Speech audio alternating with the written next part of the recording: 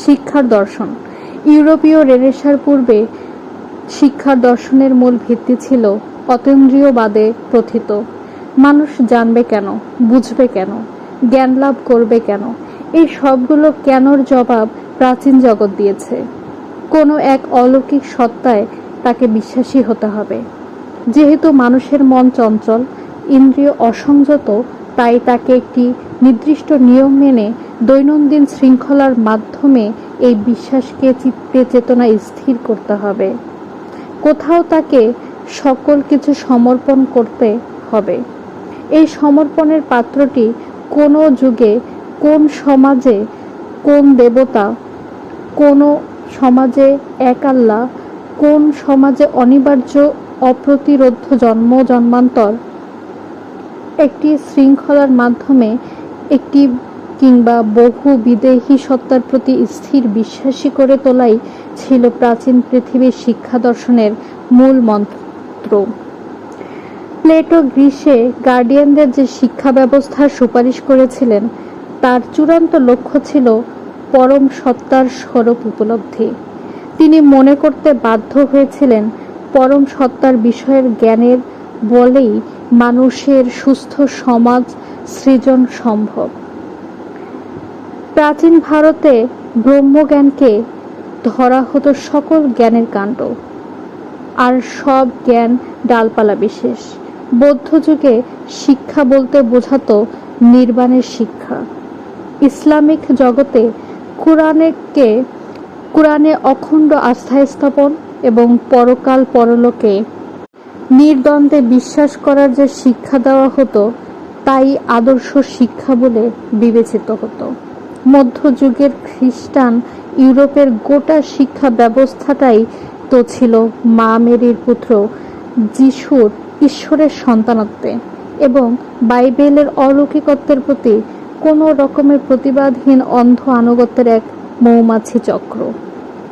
আবার সে সকল মানুষকে অবতার, পয়গম্বর সম্মান দেওয়া হয় এবং যারা মনুষ্য জাতির শিক্ষক বলে পরিগণিত হয়ে আসছেন, তাদের সকলের বিষয়ে একটি নিরেট সত্য, তারা পরমত্বজ্ঞানী এবং একভাবে না একভাবে পরম সত্তার বিষয়ে জ্ঞান লাভ করেছেন বলা হয়ে থাকে।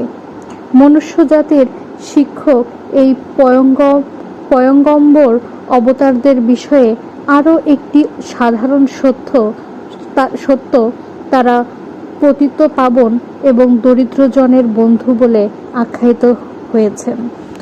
পরমেশ্বর বিষয়ক জ্ঞান দিয়ে তারা দরিদ্র জনগণের উপকার করেছেন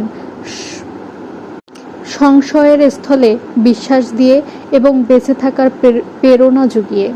সুতরাং লোকাতীত, ইন্দ্রিয়াতীত সত্তার বিশ্বাস এবং নির্ভরশীলতাই হল প্রাচীন জগতের শিক্ষা দর্শনের কেন্দ্রবিন্দু। গ্রীসে তার এক রূপ, ভারতে এক রূপ, চীনে এক রূপ এবং আরবে আরেক রূপ। মানুষের কেজো শিক্ষাকে নেহায়েত মামুলি ব্যাপার ধরে নেওয়া হতো।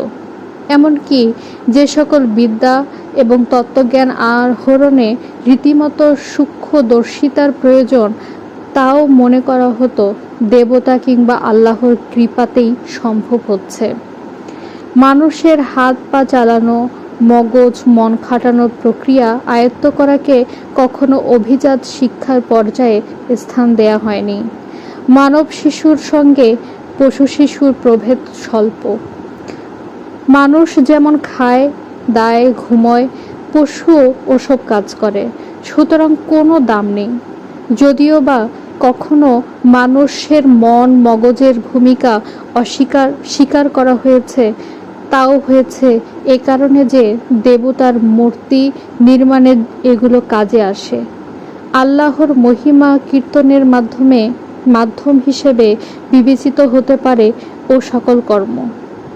প্রাচীন পৃথিবীর ধারণা অনুযায়ী পৃথিবীর মানুষের জীবনধারণ একভাবে না একভাবে দৈবের উপর নির্ভরশীল। তাই তার জৈব কর্ম, জৈব সৃষ্টিও দেব কাজে নিয়োজিত হয়ে প্রশংসনীয় হয়, অমরত্ব লাভ করে। মানুষ জীব তাকে দেবতা করে তোলা যায় এবং তা সম্ভব একমাত্র ভক্তি বিশ্বাসের বলে। কোনো রকমের প্রশ্নশীলতার স্থান নেই। তাই প্রাচীন পৃথিবীর যে শিক্ষা দর্শন, তার মূল প্রতীতি হল দৈবের প্রতি মানুষকে আস্থাশীল করা, দৈব উদ্দেশ্য সাধনের জন্য মন মগজের শ্রম নিয়োজিত করাকেই জীবনের সার্থকতা। ইউরোপীয় রেনেসাঁর ফলে মানুষের অনেক বিষয়ের সংস্কার যখন বীজপত্রের মতন খসে গেছে এবং সমগ্র জগৎ প্রপঞ্চ সূক্ষ্মাতি সূক্ষ্ম নিয়মের অধীন, নিয়মগুলোকে অধিগত করলেই মানুষের মঙ্গল, এই বোধ ধীর কিন্তু নিশ্চিতভাবে যখন মানুষের মনে প্রভাব ফেলেছে, তারপর থেকেই প্রাচীন শিক্ষা দর্শনের ভিত নড়ে ওঠে। মানুষের জাগতিক অস্তিত্ব আবিষ্কারের সঙ্গে সঙ্গে জাগতিক কেজ জ্ঞান এবং বিদ্যা অধিবিদ্যার আসন দখল করে। কেজ বিদ্যার চর্চায় পৃথিবীতে অচিন্তিতপূর্ব যুগান্তর এনেছে। প্রাচীন পৃথিবীর হাড়গোড়ের উপর নতুন একটি পৃথিবীর প্রতিষ্ঠা দিয়েছে। প্রাচীন শিক্ষা দর্শনের নিরিখে ছিল মানুষের সঙ্গে পরম সত্তার সম্পর্ক নিরূপণ, কিন্তু নতুন শিক্ষা দর্শনের মানদণ্ড হয়ে দাঁড়ালো মানুষের যে সামাজিক সম্পর্ক। গোটা শিক্ষা ব্যবস্থা এখন একটা প্রচণ্ড রকমের সংকটের সম্মুখীন। রাষ্ট্রীয় শিক্ষা ব্যবস্থার সঙ্গে প্রকৃত শিক্ষার একটি বিরোধ রয়েছে। আবার প্রতিটি রাষ্ট্রের শিক্ষার আলাদা রাষ্ট্রীয় দৃষ্টিভঙ্গি মানবজাতির সহজ সম্বন্ধকে অনেকাংশে আঁটোসাঁটো করে তুলেছে। এক এক জাতি মানব ইতিহাসকে এক একভাবে ব্যাখ্যা এবং বিচার করে। বৈজ্ঞানিক দৃষ্টিকোণ থেকে বিচার করলে দেখা যাবে যে এর কোনোটি হয়তো সত্যি নয়, কিন্তু এই প্রিয় মিথ্যা প্রতীতি নিয়ে প্রতিটি জাতির গর্বের অন্ত নেই। এই অহেতুক ভেদ বুদ্ধি মানুষে অবারিত সম্পর্কের পথ রুদ্ধ করে রেখেছে।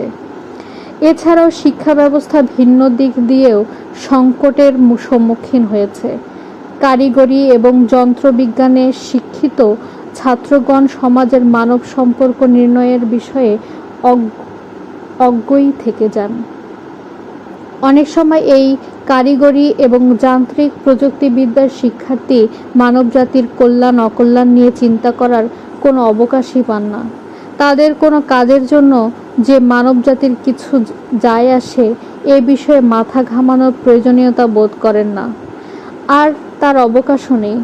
অন্যদিকে মানববাদী শিক্ষায় শিক্ষিত হয়েও যন্ত্রবিজ্ঞানের প্রয়োগের কারণে মানুষের সমাজে স্থূল সূক্ষ্ম কী পরিবর্তন সাধিত হয়েছে তা প্রয়োজনীয় বৈজ্ঞানিক জ্ঞানের অভাবে ব্যাখ্যা বিচার করে সাধারণের কাছে বোধগম্য করে তুলতে পারছেন না।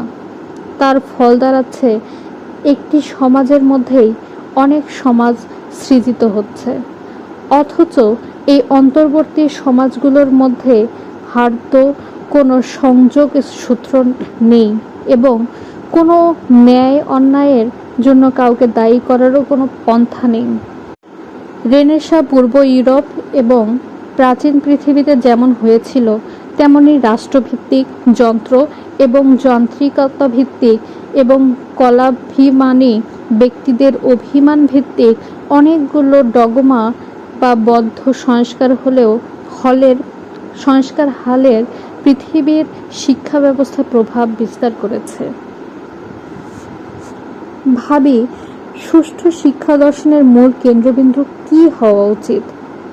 এক কথায় এর উত্তর দেওয়া সহজসাধ্য নয়।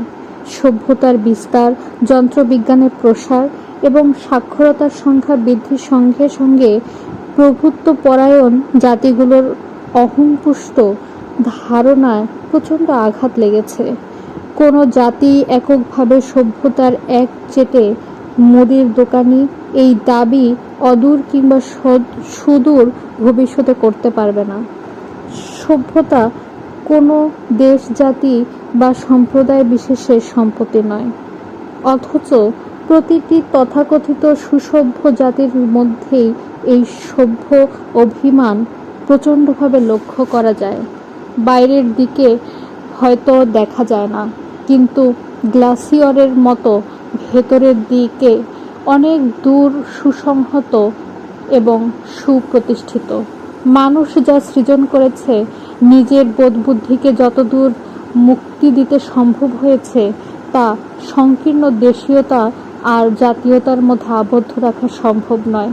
অন্যদিকে জৈব প্রয়োজনেই দেশ সীমা, জাতির সীমার মধ্যে আবদ্ধ থাকতে হচ্ছে। এইখানে হলো যাবতীয় বিপত্তির উৎস। যেহেতু মানুষ বলবান, সীমিত বুদ্ধির প্রয়োগে এই দ্বন্দ্বের কোনো স্থায়ী সমাধান করতে পারেনি, তাই রোবট হওয়ার বিরুদ্ধে বিদ্রোহ করতে গিয়েও তাকে রোবটে পরিণত হতে হচ্ছে। এটা হচ্ছে এই কারণে যে মানব জীবনের চূড়ান্ত লক্ষ্য কী সে বিষয়ে সঠিক সিদ্ধান্ত গ্রহণের অক্ষমতা। আগেকার নবী পয়গম্বররা মানব জীবনের পরম লক্ষ্য বলতে বুঝতেন পরম সত্তার জ্ঞান। এই কালে মানব জীবনের পরম লক্ষ্য কি?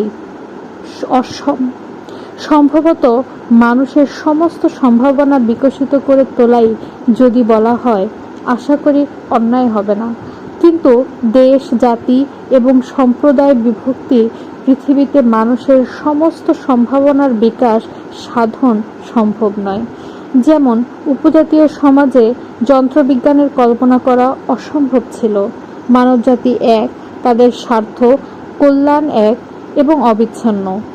সমস্ত মানুষকে এক জাতিভুক্ত, গোটা পৃথিবীকে একটি রাষ্ট্রের আওতাভুক্ত, মানুষের সমস্ত প্রবৃত্তিকে কোনো রকমের পূর্ব সংস্কার ব্যতিরেকে নির্মোহভাবে অস্তিত্বের প্রয়োজনীয় ধরে নিয়ে জীবন আরও সুন্দর, মানুষ আরও ভালো এবং স্বাধীনতা আরও কাঙ্ক্ষিত ধন, কোনো রকমের স্বর্গ নরকের ভয় ভীতিহীন জীবনের নবদর্শনের মধ্যেই রয়েছে আগামীর মহীয়ান শিক্ষা দর্শনের ইঙ্গিত। মানুষের ভবিষ্যৎ ভালোবাসায় এবং ভালোবাসার নব নব সূত্র এবং ক্ষেত্র উদ্ভাবনের মধ্যেই কল্যাণশীল শিক্ষার অঙ্কুর সুপ্ত রয়েছে। রবীন্দ্রনাথের সংস্কৃতির সাধনা। রবীন্দ্র